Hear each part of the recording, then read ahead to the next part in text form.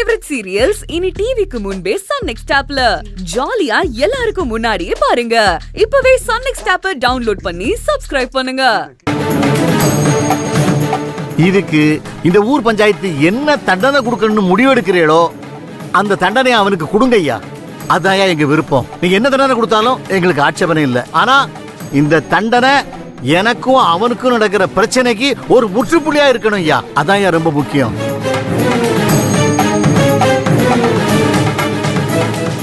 கலிவரதா, நீ அந்த பையனை அடிச்சு கொல்ல பார்த்து அந்த பழிய சிதம்பரையா குடும்பத்து மேல போட நினைச்சிருக்க.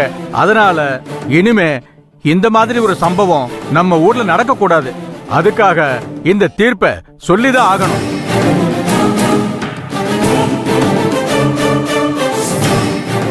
இனி நீ இந்த ஊருக்குள்ள இருந்தா இதே மாதிரி தப்ப திரும்ப திரும்ப செஞ்சுக்கிட்டே தான் இருப்ப.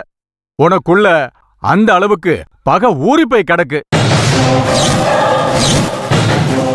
அதனால இன்னும் ஒரு வாரத்துக்குள்ள நீயும் உன் குடும்பமும் இந்த ஊரை விட்டு போயிடணும்.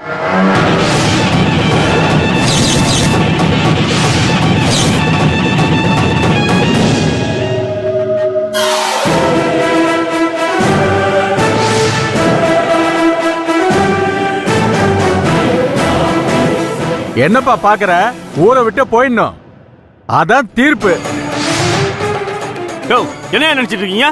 நாங்க எதுக்கு ஊரை விட்டு போனோம்? எங்க சொத்து பத்தெல்லாம் விட்டுட்டு நாங்க ஊரை விட்டு போகணுமா? எங்களை ஊரை விட்டு போக சொல்றதுக்கு நீங்க யாரையா? இந்த தீர்ப்புகளை நாங்க கட்டுப்பட முடியாது. பஞ்சாயத்துல சொன்னா சொன்னதுதான். ஊருக்கு கட்டுப்பட்டவங்க மட்டும் தான் ஊருக்குள்ள இருக்க முடியும். ஊரு கட்டுப்பாட்டை மீறி நீங்க இங்க இருக்க முடியாது. நாங்க எதுக்கு ஊரை விட்டு போனோம்? இந்த பாரு, எங்களை ஊரை விட்டு போக சொல்றதுக்கு இங்க எவனுக்கு தகுதி கிடையாது. அப்படி உங்களுக்கு எங்களை பார்த்து பயமா இருந்தா நீங்க ஊரை விட்டு போங்கடா. சொல்றேன், நாங்க எதுக்குல போனோம்? தம்பி, ரொம்ப ஆடாத. நாங்கெல்லாம் உங்க வயசை தாண்டி தான் வந்திருக்கோம்.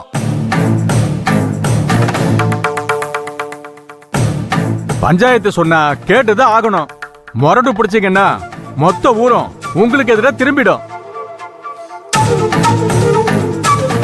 ஊரு கட்டுப்பாட்டை மீறி யாரும் இங்க இருக்க முடியாது. அத உங்க அப்பா கிட்ட கேட்டு தெரிஞ்சுக்க. தேவன எங்க அப்பா கிட்ட நான் கேட்டு தெரிஞ்சுக்கிறேன். நீங்க உட்காந்துட்டு இந்த பாடலாம் நடத்தக்கூடாது. இங்க பாருங்க, இந்த தீர்ப்பெல்லாம் எங்களால ஏத்துக்க முடியாது. அவ்வளவுதான் சொல்லிட்டேன். அந்த சிதம்பரத்தோட பையன் பிரபாகரன் என் கழுத்துல தாலி கட்டாம ஓடி போயிட்டான். நான் இந்த கோலத்துல நிக்கிறத இந்த ஊரே வேடிக்கை பாக்குது. அண்ணே, அந்த குடும்பத்துல ஒருத்தரையும் விட்டு வைக்காதண்ணே. ஒவ்வொருத்தரையா தடம் தெரியாம அழிப்பேன்னு எனக்கு சத்தியம் பண்ணி கொடு.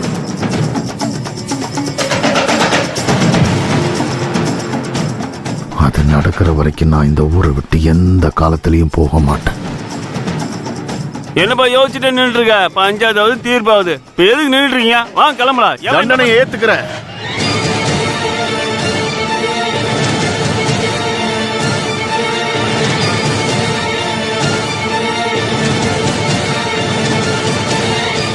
இந்த பஞ்சாயத்தோட தீர்ப்புக்கு கட்டுப்பட்டு இந்த தண்டனையை நான் ஏத்துக்கிறேன்.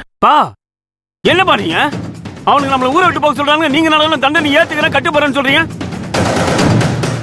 ஏங்க, உங்களுக்கு என்ன புத்தி கித்தி கெட்டு போயிடுச்சா? இவனுங்க யாருங்க நம்மள போக சொல்றதுக்கு? வரட்டும் பாத்துக்கலாம். நீங்க வாங்க, கிளம்புங்க. கிளம்புப்பா.